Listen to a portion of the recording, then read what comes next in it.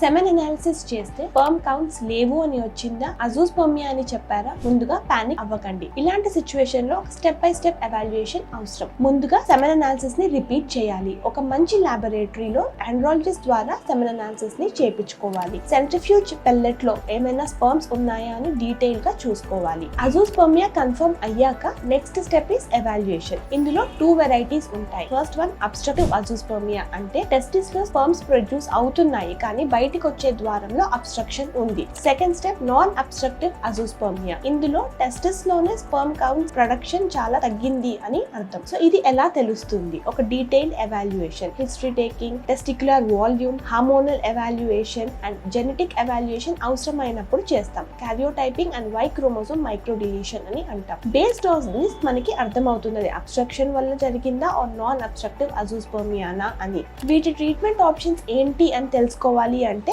Comment చేయండి.